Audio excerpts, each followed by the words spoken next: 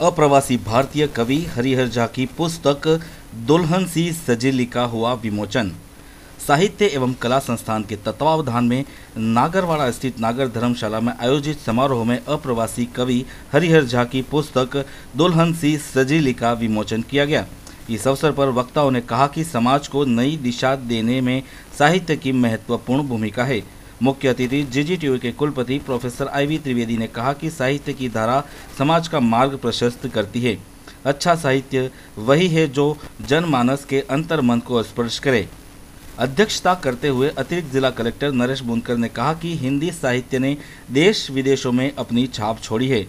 विशिष्ट अतिथि राजकीय हरिदेव जोशी कन्या महाविद्यालय की प्राचार्य डॉक्टर सरला पंड्या ने कहा कि साहित्य में धर्म व विज्ञान का सामंजस्य देखने को मिलता है। संयोजक डॉक्टर दीपक द्विवेदी ने कहा कि झा की कविताओं में हास्य, व्यंग्य, तुकांत, अतुकांत सभी शैलियाँ होती हैं। गजेंद्र पंड्या ने दुल्हन सी सजेली पुस्तक का गीत प्रस्तुत किया। इस अवसर पर गुजरात साहित्य अकादमी से सम्मानित होने पर कहानीकार भरत चंद्र शर्मा का अभिनंदन भी किया गया। काव्य सुधा परिवार के मोहनदास वैष्णव, हेमंत राही, उत्तम मेहता, हिमेश उपाध्याय ने हरिहर झा का अभिनंदन किया। संचालन ब्रजमोहन तूफान ने किया।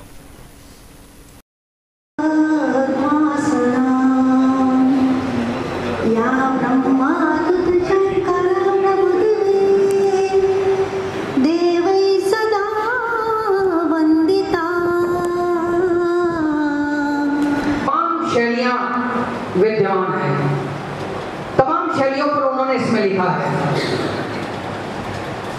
आप पहले व्यंग्य शैली पर ज्यादा फोकस करते थे, उसके बाद जब आपकी पुस्तक आई भीग गया मन, उसमें भी आपने तमाम शैलियों का समावेश किया।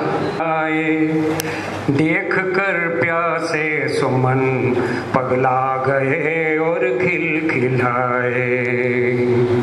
साजिश थी एक सूर्य को बंदी बनाने के लिए, जंजीर में को कैद किरणें समय लाने के लिए। नादान में डक हुए आगे राह इंगित कर रहे, कोशिशों में जुगनुओं ने चमक दी और पर हिलाए। देख कर नन्हे शिशु पगला गए और खिलखिलाए। उन्हें बहुत बहुत शुभकामनाएं एवं बधाई। इस पुस्तक को अभी पढ़ ही रही थी कि देखा कि इस पुस्तक में उन्होंने बहुत ही सहज एवं सरल भावों से काव्य रचनाएं की हैं, जिसे गीत का नाम भी दिया है। प्याली तो मजदूर के जो बच्चे मजदूर बनते हैं उनके ऊपर उन्होंने लिखा है। टूट गई प्याली तो मार बहुत खाते हैं, बंधक बने मजदूर कब रोटी पाते हैं। सोटी खा खा करके, ये हमारा स्थानीय शब्द है सोटी, इनके हाथ छिले हैं, कलियों पर ही भविष्य के सुंदर फूल खिले हैं। निसंदेह बहुत अच्छा लगा। किताब भी मैंने 1-2 पन्ने पढ़े, उसमें एक जगह लिखा है कि हरिहर शब्द को 2 भागों में तोड़ा है, हरि और हर।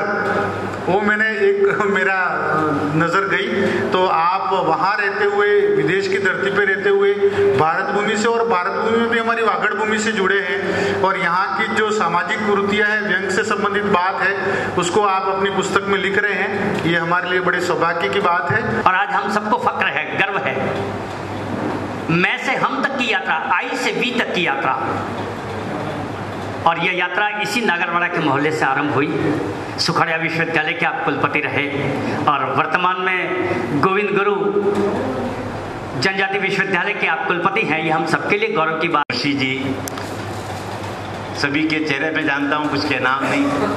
जयप्रकाश जी मेरे मित्र, प्रियवदन जी, सभी महिलाएं, अग्रज। मुझे बड़ी प्रसन्नता है कि समाज के काफ़ी अग्रज लोग यहाँ विराजे, तो उन अग्रजों का आशीर्वाद मुझे मिल रहा है। मुझे बड़ी प्रसन्नता है कि हरिहर जी ने न केवल भारत में एक वैज्ञानिक के रूप में, बल्कि ऑस्ट्रेलिया में जाकर के एक बहुत ही अच्छा कार्य, कविताओं के संबंध में, गीतों के संबंध में और संग्रह का जो कार्य किया है, एक बहुत ही सराहनीय कार्य है।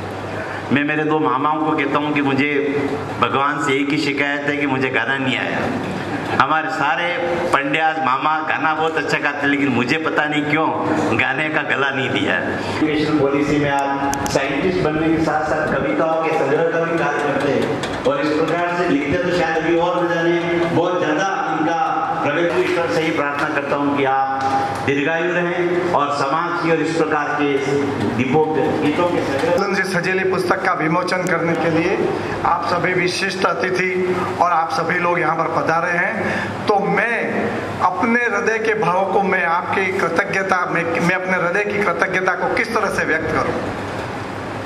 प्रायः ऐसा समझा जाता है कि कवि और साहित्यकार क्या है, वो सिस्टम की बुराइयां निकालते हैं, ऐसा है।